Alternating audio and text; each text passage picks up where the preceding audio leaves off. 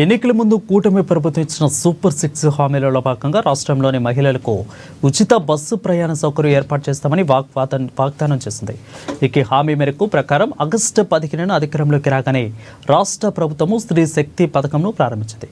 రాష్ట్రంలో ప్రతి మహిళ రోడ్లపై ఉచిత బస్సులో ప్రయాణించేందుకు ఒకే ఐడి కార్డు అవసరం. అది ఆధార్ కార్డు లేదా ఓటర్ ఐడి కావచ్చు. కానీ ఈ విధంగా మహిళలు రాష్ట్రమంతటా బస్సులను ఉపయోగించుకోవచ్చు.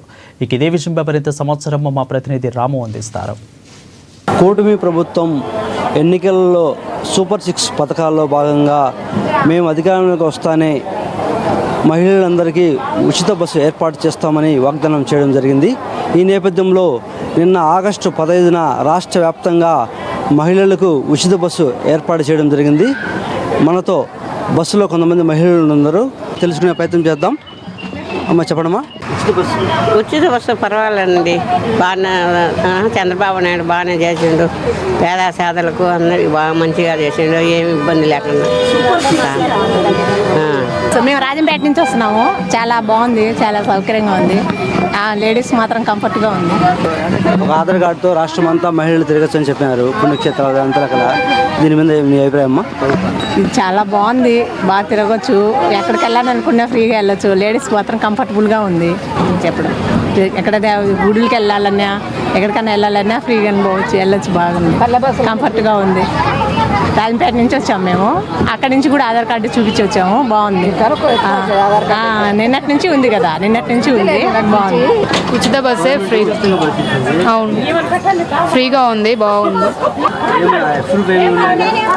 ఆధార్ కార్డు ఉంది. రాష్ట్రంలో ఎక్కడైనా మహిళలు ఉచితంగా తిరగచ్చు అనేది ప్రభుత్వం ప్రకటించింది. దీని మీద మీరు ఏమంటారమ్మా? తిరగచ్చు ఎక్కడైనా.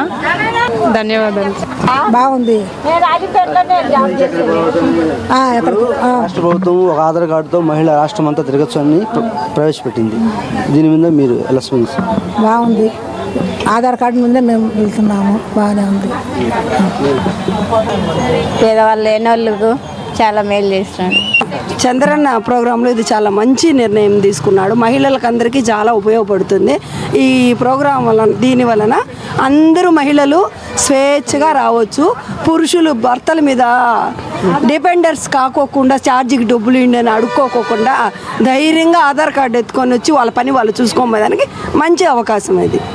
ఉపయోగించుకుంటాం మహిళలందరము. రాష్ట్రంలో కొత్త పుణ్యక్షేత్రానికి మహిళా పోయి దర్శనం చేసుకోవచ్చు అని చెప్పడం, దీని మీద ఏమంటారమ్మా? ఫ్రీగా పోవచ్చు, బాగా దర్శనం చేసుకోవచ్చు దేవుడిని. అది వరకు మా చంద్రన్న పుణ్యమే అనుకుంటాం మేము. మంచిదే సార్, మంచిదే. అందరికి ఆడళ్ళకి సగమే చేసినారు.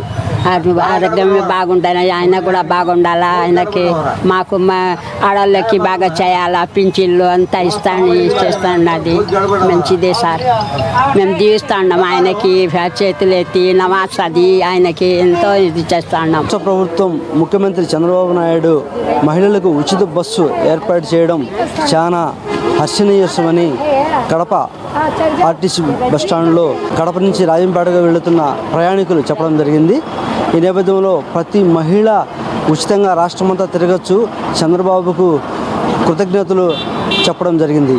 కెమెరామెన్ రవితో ఏఎన్ న్యూస్ కడప నుంచి రాము.